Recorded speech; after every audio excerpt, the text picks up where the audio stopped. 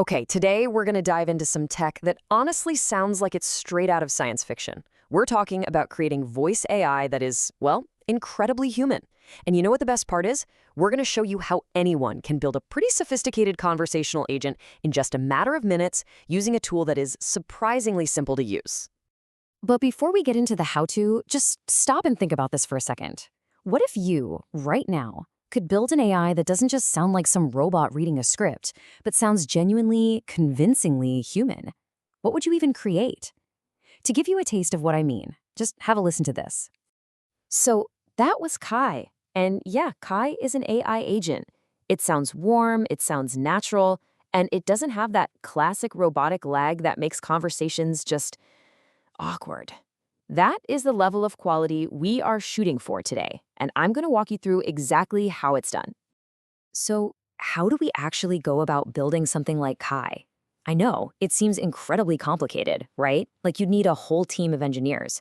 But the tools we have now make it way more accessible than you'd think.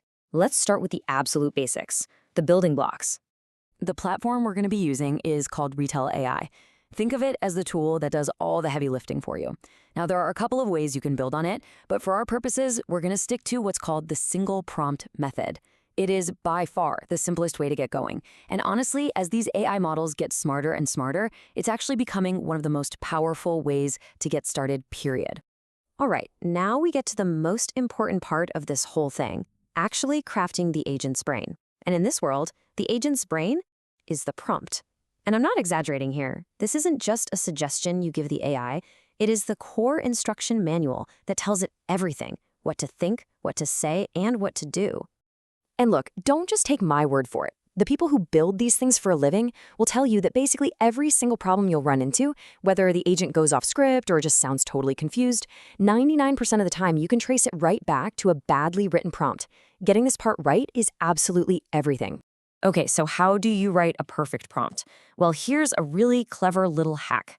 You can use a free tool called Ultravox, and it's brilliant. You basically describe what you want in plain English, it asks you a few simple questions to clarify, and then bam, it generates a perfectly structured, super comprehensive prompt that the AI understands flawlessly. Then you just copy and paste it straight into Retail. No guesswork needed at all. And this framework, this simple four-part structure, is exactly what makes those prompts work so well. It's pretty straightforward, right? First, you give it a role. Who is it? What's its name? Its vibe? Then you set the rules. These are the hard lines, the things it absolutely cannot do. After that, you lay out the steps. What's its main goal? What's the conversation supposed to look like? And finally, you give it skills, specific bits of info or examples it can use. Getting this structure right, well, that's the real secret to building an agent you can actually rely on. Okay, so once you have the brain, the prompt, nailed down, it's time to build out the rest of the agent. This is the fun part, where you get to dive into the toolbox and really customize its personality and, more importantly, what it can actually do in the real world. An agent's performance really boils down to two key things: how smart it is, that's its language model, its engine, and how it sounds, which is its voice. These two choices are going to define the entire user experience, and each one comes with a pretty important trade-off. So when it comes to the engine, the large language model, or LLM, that does all the thinking, you've got a classic choice to make. A model like OpenAI's latest is going to be incredibly intelligent, perfect for complex customer support where it really needs to understand nuance. But for quick things like booking a dinner reservation, a faster mini model is better because it has lower latency. That makes the whole conversation feel way more snappy and natural. You've got to match the brain to the job. And you face a really similar choice with the voice. A provider like 11 Labs is known for these ultra-realistic, stunningly human-like voices, but all that processing can add a tiny bit of a delay. On the flip side, a provider like Cartesian offers voices that are faster and more affordable, prioritizing that back-and-forth responsiveness over perfect realism. It's this constant balancing act between quality and conversational speed. And this is where things get really, really powerful. These aren't just chatbots that can talk. With literally a single click, you can give your agent actual superpowers.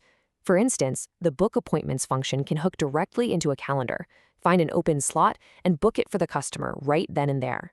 Or the transfer call function, which lets the agent smoothly hand off the conversation to a real human sales rep as soon as the customer is ready to buy.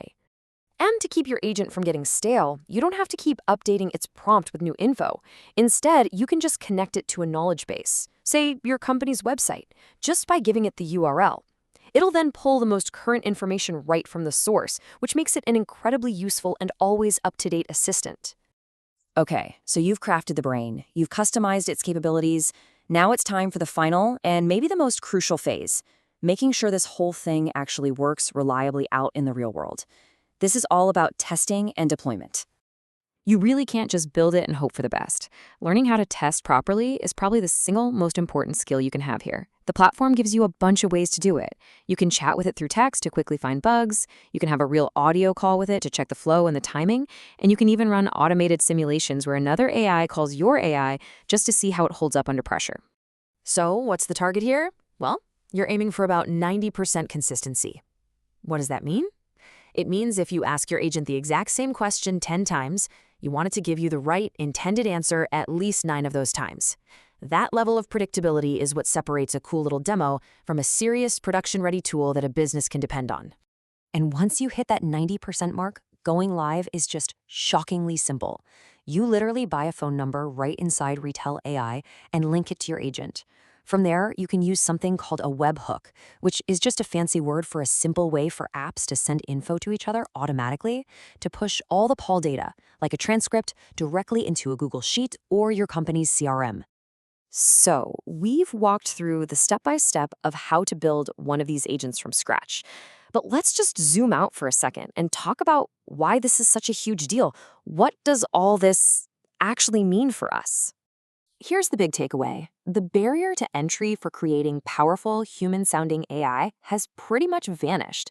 When any small business, any creator, heck, any individual can spin up an intelligent voice assistant in a few minutes, it just completely changes the game. It unlocks all these new ideas and applications that we haven't even dreamed of yet. Which leaves us with one last really fascinating question. For decades, this kind of technology was only available to giant tech companies with massive R&D budgets. But now it's in your hands. So if building an AI this powerful is really this simple, the real question is who or what are we all going to be talking to next?